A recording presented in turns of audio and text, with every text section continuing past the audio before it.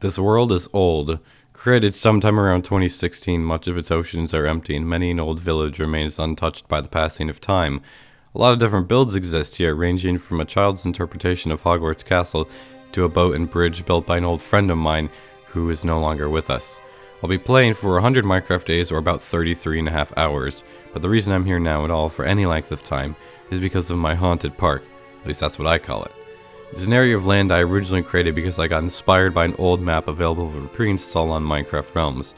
The map is called Spindlewood and may even still be there to this day. I've come back to this build several times over the years, usually around fall and Halloween, which is by far my favorite time of the year. This time, I'm armed with a slowly increasing stock of World Edit knowledge, mainly the knowledge that World Edit has the ability to drastically speed up my building if only I can ever figure out how to use it. Much of what you're seeing here was all built by hand during a simpler time when there were fewer blocks to choose from and much less lag. Right now I'm in 1.18.2 and I've got no plans to update further due to lag and mod compatibility. Speaking of mods, here's a list of all of them that I'm using, with the most notable one being Traverse. Since Mojang is a very small indie company with limited time and budget, it's obviously too much to expect that we'll ever see retextured leaves and fall colors in vanilla, but once again Modded is there to the rescue. With this map, it's super obvious what the original dimensions of this build were and how the new area is tripling the size as demarcated by the wall. I want such a giant area because I want there to be large stretches of uninhabited wilderness between built-up areas, so that you can actually feel like you're journeying through a haunted land in between POIs.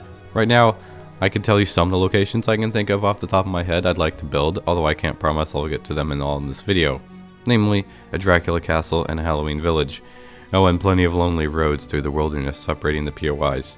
Some of the wilderness areas will be stylized and some will be more realistic. It'll be pretty easy to tell them apart. The same goes for the POIs, like the only one that's done already, the Manor House and grounds. Although to be fair, the house is only half stylized since I kind of based it off of a woodland mansion. As usual, the hardest part is just starting, so I think I'll begin by doing some cleanup work of the new area both in the ocean and on land. After that, it'll be best if I mark out areas where I think stuff will be going, so that I'm not cursing myself later on while building. Multicolored wool and map waypoints are going to be my friends for a while, I think. Oh, and yeah, my attempt at recording a timer overlay didn't work so well in this first clip here, but I fixed it in the next one. And if you're wondering about my voice, if it sounds like I'm recovering from a cold, it's because I am.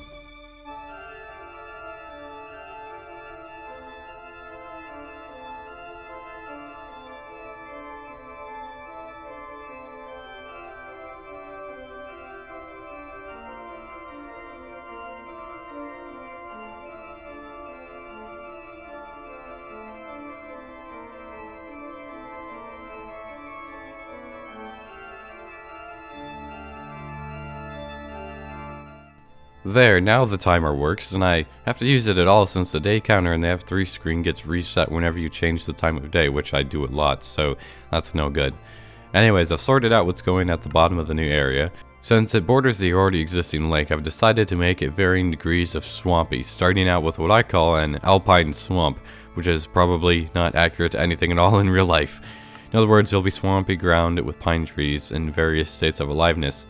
Bordering that area and the existing lake will be a large, flat, grassy expanse of marsh, with parts slowly transitioning into the lake. At the other end of the marsh will be another swampy forest area, however this time it'll be an autumn deciduous forest using the fall leaves from Traverse. Moving farther in that direction, there'll be a little stream and more autumn forest on the other side, this time just not swampy at all. Across the lake, I've already laid out the plans for a large river connecting said lake to the ocean. On the Manor House side of the river, the remaining land not finished will be of the same stylized forest biome already existing on the edges. Parts of it will be built up into large hills, but this still leaves a big area yet to be planned, which is what I'm off to work on now.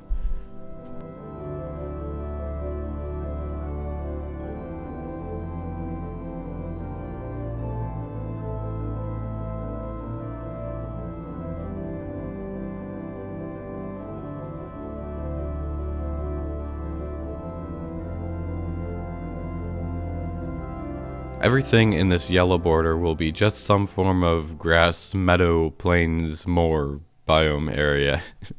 I know those are not entirely interchangeable terms, but I haven't quite decided on what it'll be yet. Just think of lots of grass for now. Past the large section of autumn forest I've already mentioned, there will be a valley containing the Halloween village. I'm already starting to think I might need to expand my border even more now that I've planning this out. I'd ideally love to have the Dracula Castle accessible via a road leading out of the Halloween Village Valley and up into the mountains. For that, I'll definitely need to expand. In fact, I don't even have the Dracula Castle location marked anywhere yet. I do have mountains planned out, though. A mountain range running from the coast all the way to the valley of the Halloween Village. Somewhere in those mountains will reside the Dracula Castle, and who knows what might lie on the far slopes of said mountains and beyond someday. So, now that my planning is done, let's talk about the swamp, which is where I'll be starting work. All the way back in this corner behind the hill. As you can see, I've got some stuff to do to repair the line where the old wall used to be before I can begin building anew.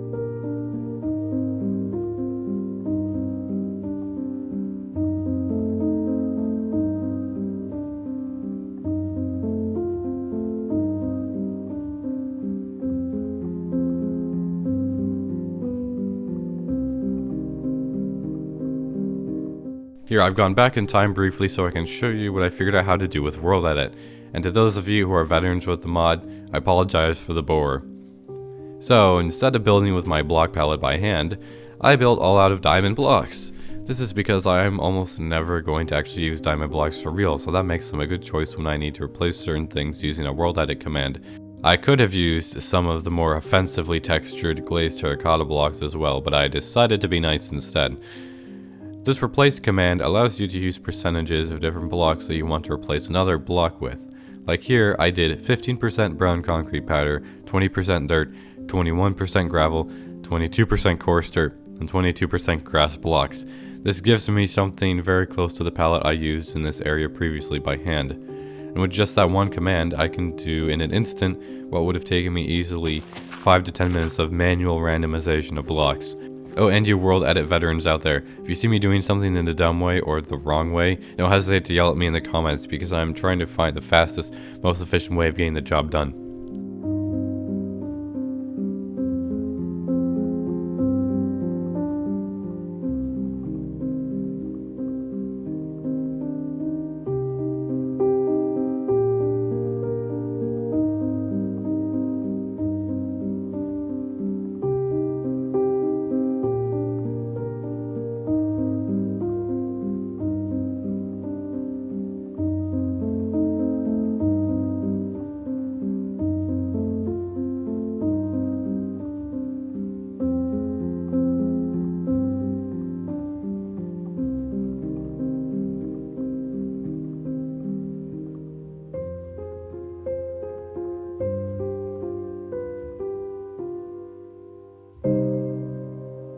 This is pretty good. I've got the background for my biome done.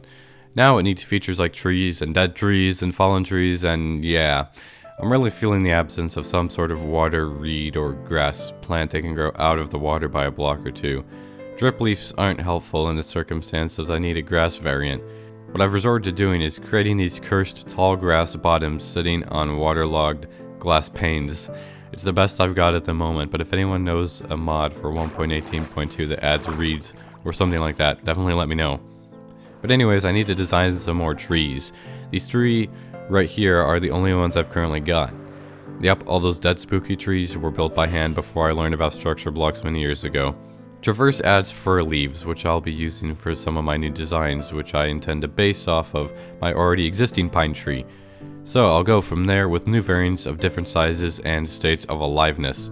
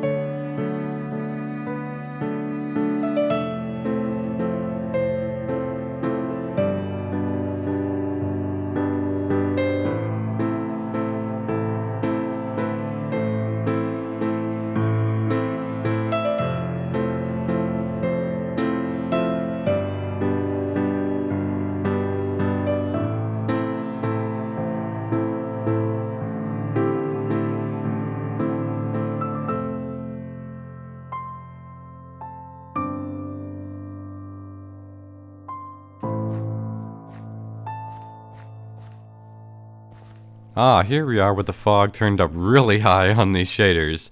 Quite the spooky atmosphere here. Just need some fireflies. Bet I could find a mod for that. In addition to the trees, I've also added some fallen logs in various places, along with some moss and mushrooms scattered around. I really like how the complementary shaders makes the mushrooms glow. This edge is the border where the marshland begins, or will begin shortly. You'll walk out of the low visibility swampy forest and be startled by a flat expanse of marsh extending off into the distance.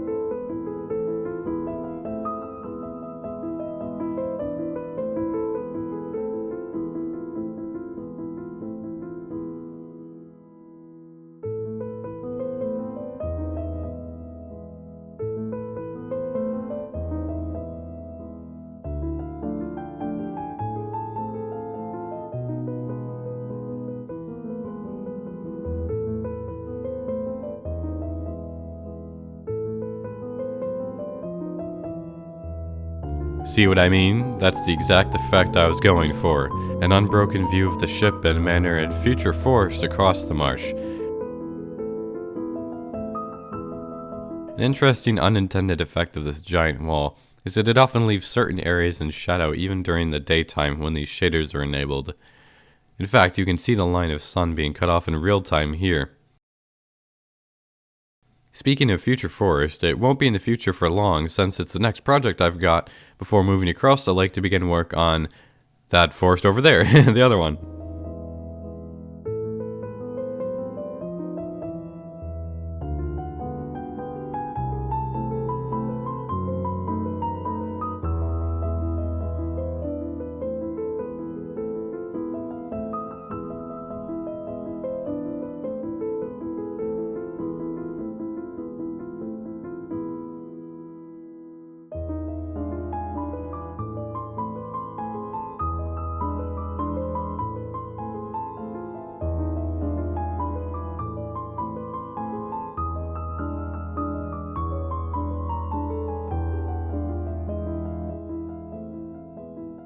If you thought the number of designs I made for the pine trees was a lot, well, that was nothing compared to the deciduous trees.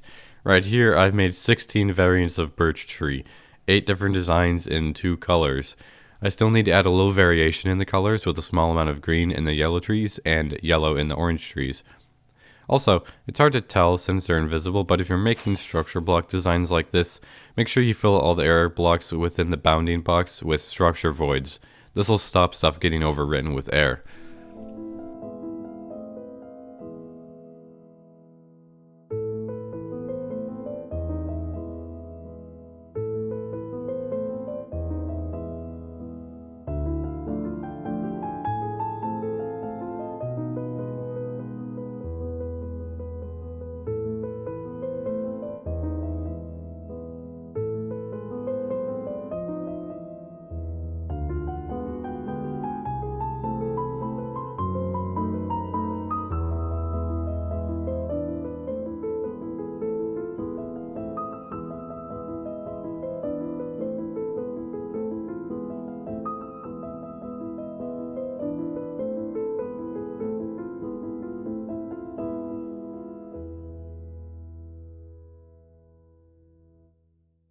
Now I have 20 more trees. These new designs are modeled after oak and maple trees, with some being bell-shaped and others being tall trees with canopies. I've been studying the trees where I am recently, and I've found that oftentimes the shape a tree takes depends on its location and proximity to other trees. Maple and oak trees in the middle of a field usually are the bell-shaped ones, while those in forests have generally fewer leaves until higher up in a canopy. Anyways, I've got 36 different designs of deciduous tree now, and boy did it take a while. Just look at the timer. Easily 6 hours just making these designs. But now that I've got them, making forests will be quite easy from now on.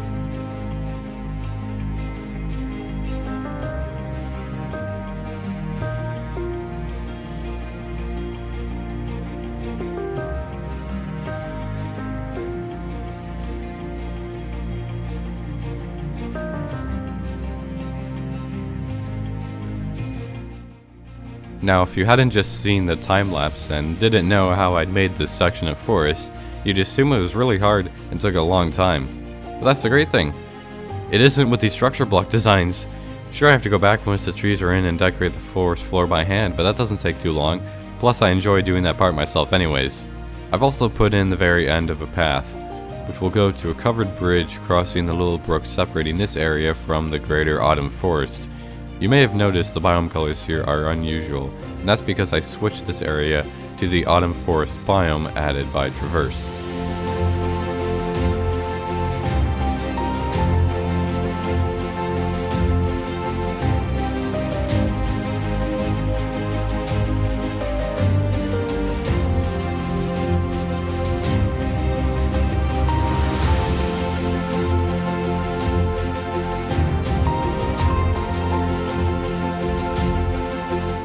I could spend all day walking through this little stretch of forest, but if I did that, where would this video be? I'm going to begin work across the lake now, as I hope to finish all the land's manor house side of the river before this video ends.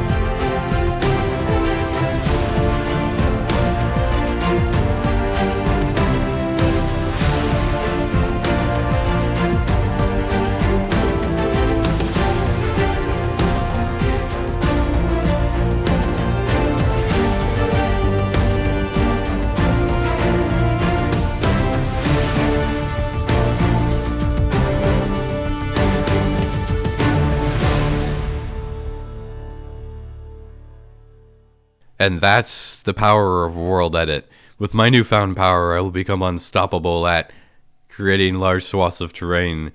Why, what did you think? It's rather interesting looking at this many diamond blocks. An added bonus for me of using diamond blocks as my sculpting choice is the grid pattern they create helps me see the terrain better. It's a little bit tricky tying into the already existing land, but I just formed it to the contours I'd already started and went from there. I've still got to deal with the underwater part at the end here, so that'll be fun. I've created a ravine that cuts all the way to the ocean shore, which will be tied into some already existing paths I'll be extending later. I'd also like to make a cave or mineshaft entrance in the ravine at some point. There is an extensive network of tunnels under the old parts of this map, so I've got a precedent to uphold. There's several steep valleys I made in between the various ridges, some of which will be the home of paths leading to this outcrop. I didn't really plan to make this look like anything special, but it ended up looking a little like an animal while I was building it. And then I gave it ears, and I realized it was a wolf's head in weathered stone, or diamond blocks for now. Oh, by the way, that outcrop is the location for the one and only bridge over the river to the other lands. Don't worry about those animals in the water, they're safe for now. And surprisingly, this river should actually be wide enough for that ship to go up and down it just fine, if it could move. I just thought that was neat.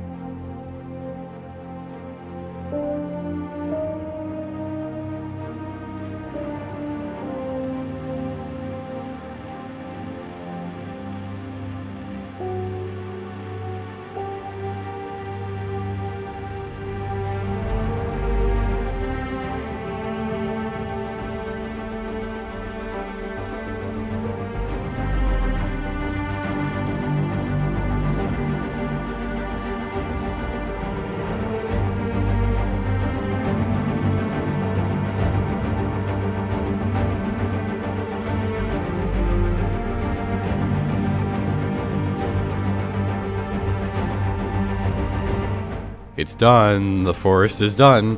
Well, except for the floor, and I forgot to remove this border thingy, so I'll be right back. Oh yeah, this is the part where I got some sort of cold for the first time in 2 years, which really slowed down the making of this video, but here I am now, better late than never. I'm really happy with how this turned out, especially with the view from out on the water. This ravine also became extremely dark and spooky now that it's all under tree cover.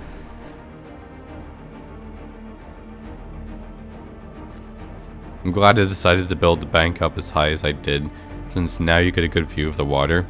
Ooh, I can't wait until the forest is on the other side of the bank as well. It's gonna look so cool. These torches I've put down mark out where the path will go. As you can see, it follows the various ridges until it reaches the wolf's head. Looks like some of this forest is technically still a desert biome. Gotta fix that so the rain falls.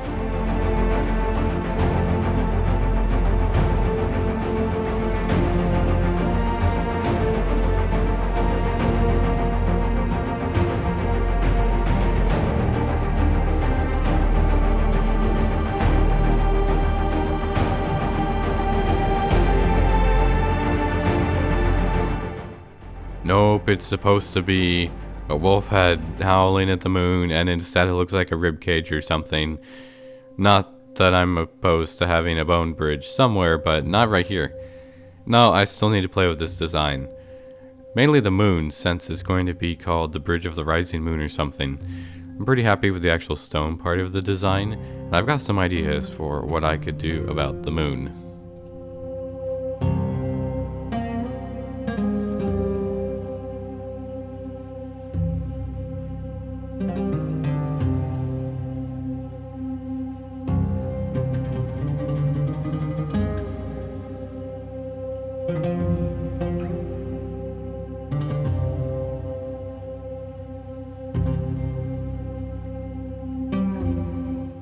I've gone back in time again, space-time continuum be damned. I have two ideas for what the moon should be suspended by. Here you see the white stained glass panes, which almost makes it look like it's moonlight or part of it somehow. The other in current design just uses simple chains, which I think will look a little clearer, but let me know down in the comments what you guys think.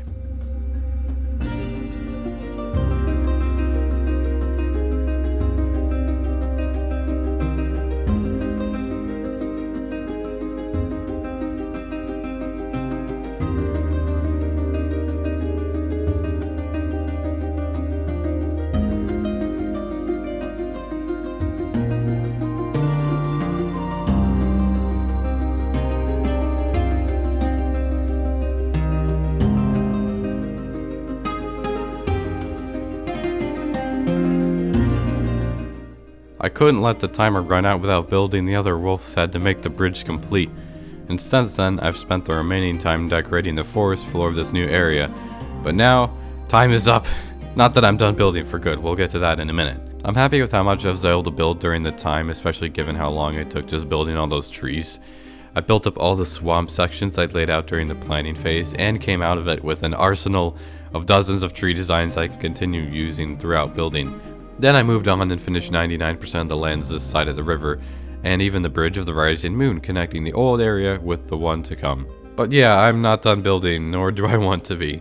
Obviously I didn't get to do everything I planned at the beginning of this video, so I'm gonna keep building, and if you made it this far into the video, then you'll probably be interested in seeing more as well. The next video on this build will arrive sometime in November, and will be 100 hours of work, counting the 33 odd hours already begun here. If you've enjoyed, I humbly ask that you consider subscribing and dropping a like. But until next time, take care everyone, and happy early Halloween!